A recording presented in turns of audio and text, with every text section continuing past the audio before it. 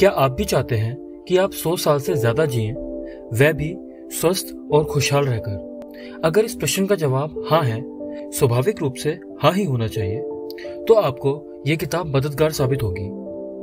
Hector Garcia और Francis मेरेल्स ने Ikigai किताब लिखी है।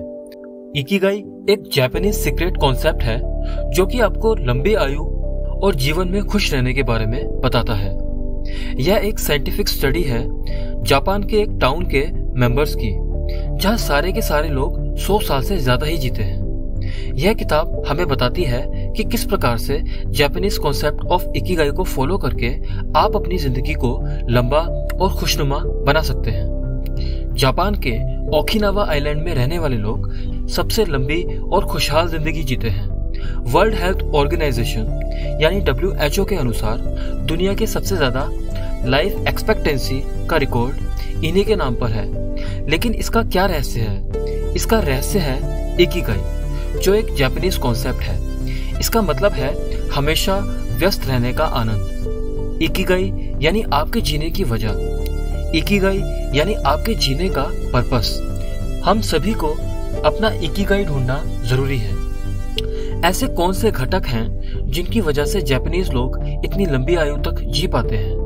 वह है स्वस्थ आहार, सीधा साधा रहन सहन, ग्रीन टी और उष्णकटिबंधीय वातावरण। जापान के ओकिनावा आइलैंड में ओगिमी नाम का एक गांव है जहाँ के लोग सबसे लंबी उम्र जीने का रिकॉर्ड होल्ड करते हैं। ओगिमी गांव के लोग यह सब कर पाते हैं क्योंकि इन्होंने सामाजिक जीवन में इकिगाई की संकल्पना पूरी तरह से अपना ली है।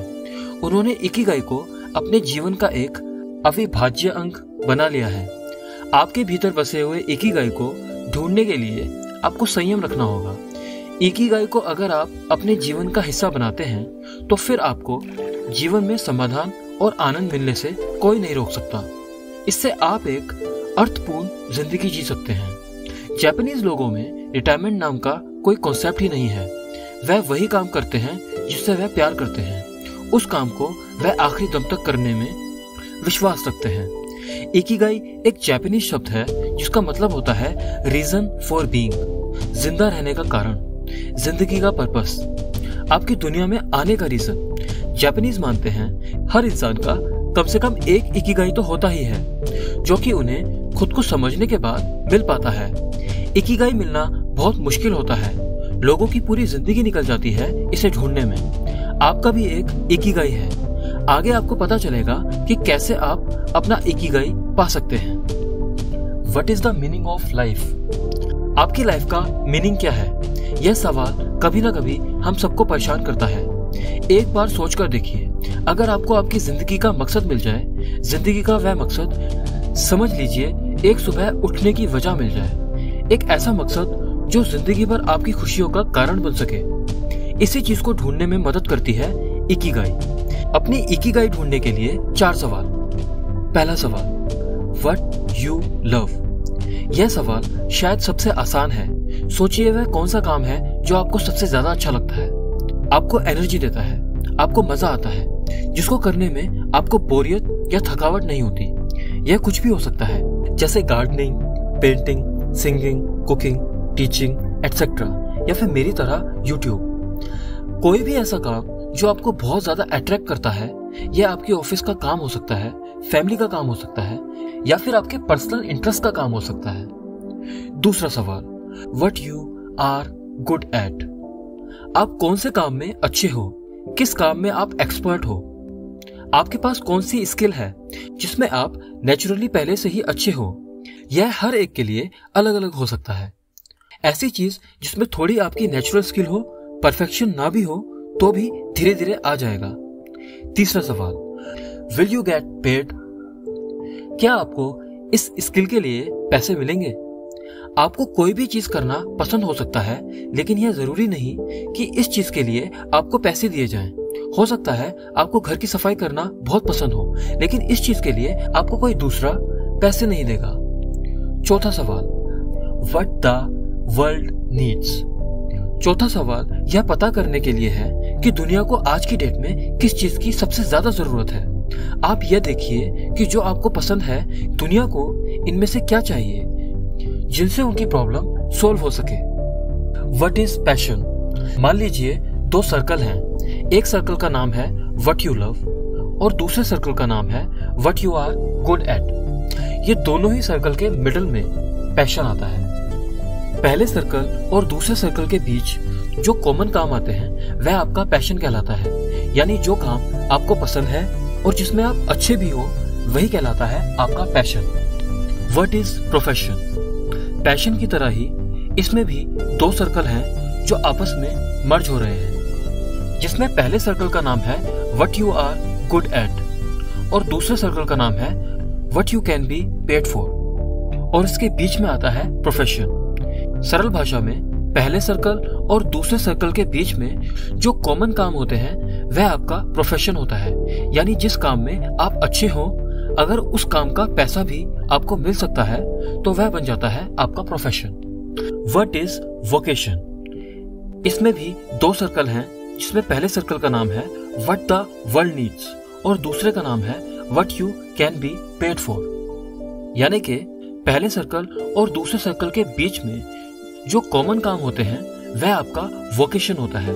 यानी जिस काम का आपको पैसा मिल सकता है, उसी काम की अगर दुनिया को जरूरत भी है, वह आपका वोकेशन बन सकता है। इसमें पहले सर्कल का नाम है व्हाट यू लव और दूसरे सर्कल का नाम है व्हाट द वर्ल्ड नीड्स। पहले और दूसरे सर्कल के बीच में जो कॉमन काम होते हैं वही आपका मिशन होता है। यानी दुनिया को जिस चीज की जरूरत थी, आपको वही काम करना पसंद भी था, तो वह आपका मिशन बन जाता है। अब अगर आपकी जिंदगी में कोई ऐसा काम है जो आपको करना पसंद है, आप दूसरों की अपेक्षा उस काम में अच्छे भी हो, फिर उस काम के लिए आपको पैसे भी मिले और आपके हिसाब से दुनिया में उस काम की लोगों को जरूरत भी हो, तो ऐसे काम को जापानीज में कहा जाता है इकिगाई, जिसे अगर हिंदी में ट्रांसलेट किया जाए तो मतलब निकलता है जीने की वजह। अगर आपको एक हैप्पी और फुलफिल लाइफ जीना है तो आपको अपना इकिगाई ढूंढना ही पड़ेगा। जब आप अपनी लाइफ में अपना इकिगाई इन्वेस्ट करोगे तभी आप एक फुलफिल लाइफ जी सकते हो, वरना हमेशा जिंदगी में कुछ ना कुछ अधूरा रह जाएगा।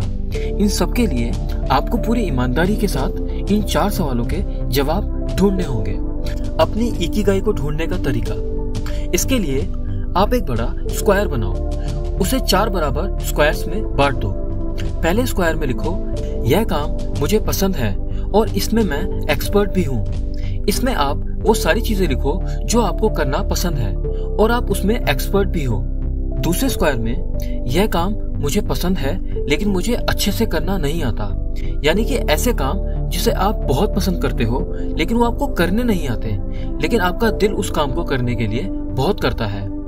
तीसरे स्क्वायर में लिखो यह काम मुझे पसंद नहीं है लेकिन मुझे इन्हें करना आता है, यानी ऐसी चीजें जिन्हें करना पसंद नहीं है लेकिन मजबूरी में करनी पड़ती हैं।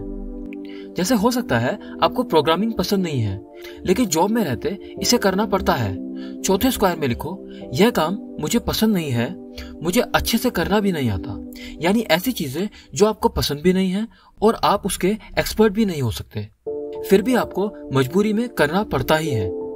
जैसे कि आपको अपना रूम साफ करना पड़ता है। रूम साफ करना आपको पसंद भी नहीं है लेकिन इसके बावजूद भी करना पड़ता है। इन्हें लिखने के बाद आप यह देखो आप अपना ज्यादातर समय किन कामों में बिताते हो और कितना समय उन कामों में बिताते हो जिसमें आप अच्छे भी हो और आपको पसंद भी है। कितना समय वह काम करते हो जो आपको पसंद नहीं है, क्योंकि ज्यादातर लोग जो काम उन्हें पसंद नहीं है उसे करने में ज्यादा समय देते हैं, इसलिए उन्हें अपना पैशन नहीं मिल पाता, यानी कि नीचे वाले 2 स्क्वायर में ज्यादा समय बिताते हैं। आपको अपना पैशन ढूंढना है तो ऊपर वाले 2 कामों में अपना ज्यादा समय देना होगा बिना अपने जॉब को छोड़े हुए। आपको कोशिश करनी होगी ऊपर वाले कामों में ज्यादा समय दें। इन कामों में उस पर फोकस करो जिन्हें आप ज्यादा पसंद करते हो, जिसे आपको करने में मजा आता है, जिससे आगे चलकर आप पैसे भी कमा सकते हो। अगर आप ईमानदारी से इसे खोजोगे तो आपको आपका इकिगाई अवश्य मिलेगा। दोस्तों, ये बुक समरी आपको कैसी लगी नीचे कमेंट सेक्शन में बताना मत भूलिएगा। मिलते हैं ऐसे ही किसी नेक्स्ट बुक समरी के साथ। धन्यवाद।